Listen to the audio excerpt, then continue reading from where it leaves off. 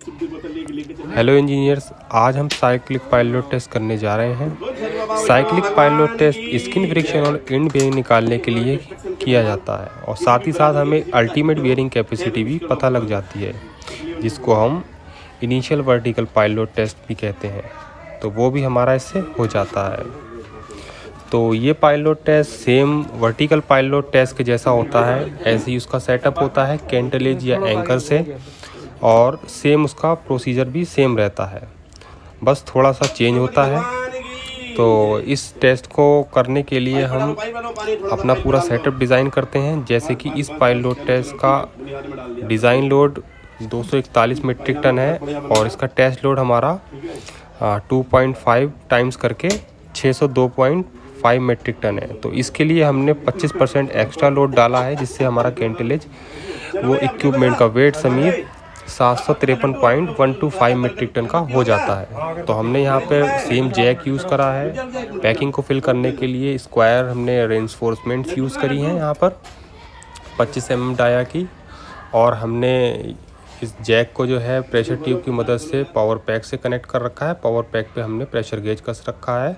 हमने 2 bearing plate use करी हैं ऊपर नीचे, जिस पर हमने नीचे वाली पर डायल गेज लगा रखे हैं मैग्नेटिक बेस पे।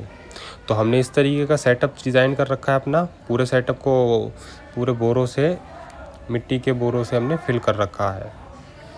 तो यहाँ पर हमारी कुछ रीडिंग आई है, तो ये हम रीडिंग को नोट कर लेते हैं। तो इसका प्रोसीजर सेम रहता है कि पहला इंक्रीमेंट हम 20 मीट्रिक टन 20% का देते हैं सेफ लोड का।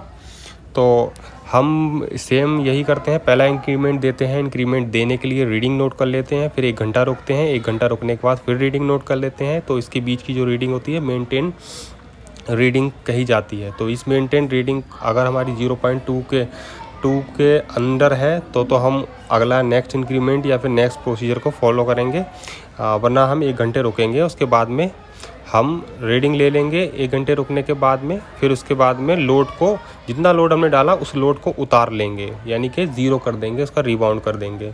रीडिंग नोट कर लेंगे, 15 मिनट बाद फिर से रीडिंग नोट करेंगे, फिर नेक्स्ट इंक्रीमेंट देंगे। इस तरीके से हम सारी रीडिंग नोट कर लेंगे और 24 घंटे के लिए टेस्ट को सारे लोड डालने के बाद में छोड़ देंगे, और उसके बाद हम इसका रिबाउंड ले लेंगे हर 15-15 मिनट पे। तो इस तरीके से हमारा साइक्लिक पायलट टेस्ट ख़त्म हो जाता है और हमारा रिज़ल्ट आ जाता है। तो हमने इस तरीके से लोडिंग शुरू में की थी।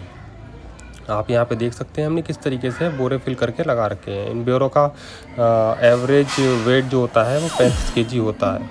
तो इस तरीके से हमने यहाँ पर लगभग 25,000 कट्टे लगा रखे हैं, जिसको हमने पूरी तरीके से फिल कर रखा है।